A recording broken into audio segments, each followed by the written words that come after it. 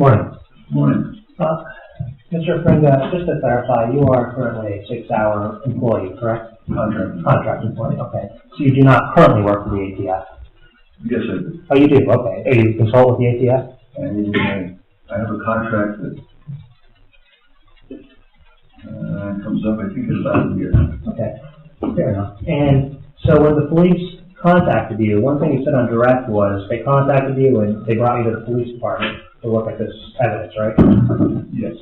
And you said on direct that they represented to you that these were all 6-hour products that they were showing you? They represented to me that they had products that were marked 6 hours, and they wanted confirmation. Okay. So when you looked at the two frames that we've been talking about, see, one of them is the 1911 frame and one is the 228, right? 229. I'm sorry, the 229, okay. It's fair to say that neither one of those frames has any type of 6-hour trademark on them? That's correct. Okay. When would the trademark normally be applied? When the gun is finished? On the frames, it's not trademark necessarily put on the frame. You're familiar with federal statute that says those marks can go on the barrel or slide. The only mark that would go on the frame that would make it a 6-hour product would at that point be the serial number, which is unique to the company. Okay. And I believe you said that one of those frames looked like it was completed and ready to have a serial number. Yes.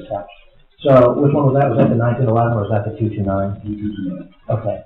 So if 6-hour had manufactured a complete 229, wouldn't they have put the serial number on? They would have 7 days to put it on. Okay. So from the date when it was finished, you have 7 days to put the serial number on? Correct. Okay. Now, you were the ATF consultant for 6 hours. So you're obviously very familiar with federal statutes and you advise 6-hour on how to be compliant, right? That's correct. Okay. And you'll have to forgive me, I'm not certainly as familiar with those as you are, but I'd imagine there was a fairly strict inventory control system. In safe? I'd say. For frames? That's what I'm asking, was yes. that? Okay. In 2004, were you aware of any reports of frames going missing? Yes. You were? Is there any documentation generated? Yes, and those reports would have been filed with ATF. Okay. Did you provide those to the police? No, because they all had serial numbers on the machine frames. They were what, sir? All had serial numbers. They had no serial They numbers? had serial numbers. Okay. They reported by serial numbers. Okay. Do you have any reports of frames without serial numbers going missing? No, I don't. Okay. Isn't that something that would have been picked up in the inventory control system? Yes, they were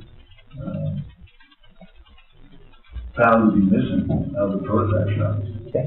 Now, these were experimental prototypes? Yes. Okay.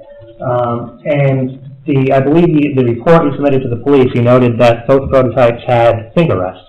Yes. Okay. 6-hour 229s and 6-hour 1911s don't have finger rests.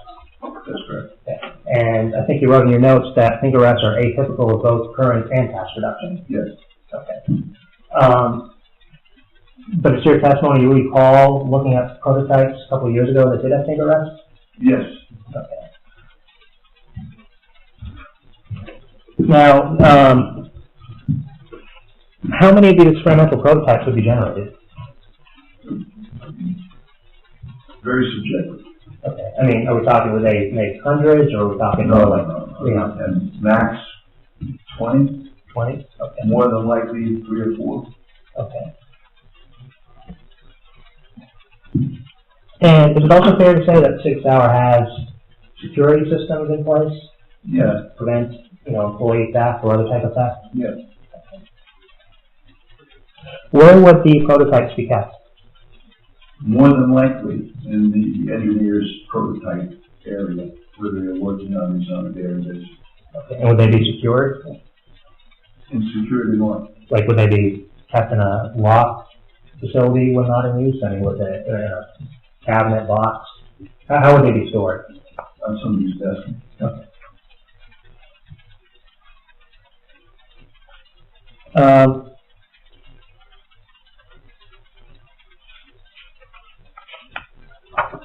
Are you familiar, well, let me ask you this question. What type of metal does 6 Hour use to manufacture its guns? Is it aluminum? Is it The French? 229 is aluminum. Okay. How about the 1911? That would be steel. Okay. Two And types of steel. 2 types of steel? Both alloy and stainless. And when 6 Hour manufactures a frame, are you familiar with the process of how the frames were created and produced? Absolutely. Okay. Do they usually use a single sheet of metal or multiple sheets of metal to create a frame? Use an extrusion for the 229, which comes in a 12-foot length. Mm-hmm. Just like a cake cutter, they cut off the sizes that they need and then put them in the machine. Okay. The CNC machine. Now, is there anything unique about how 6 Hour makes frames as opposed to how other manufacturers make frames? No, this is pretty general for aluminum frames. This is one of several processes. Okay. And the Dicon that is it Dicon that you referred to earlier, the red? Okay. Is that something that's commonly used by other manufacturers? Through New England, occasionally you'll see it used. Okay. So it's not unique to 6 Hour? It's not unique, no. Okay.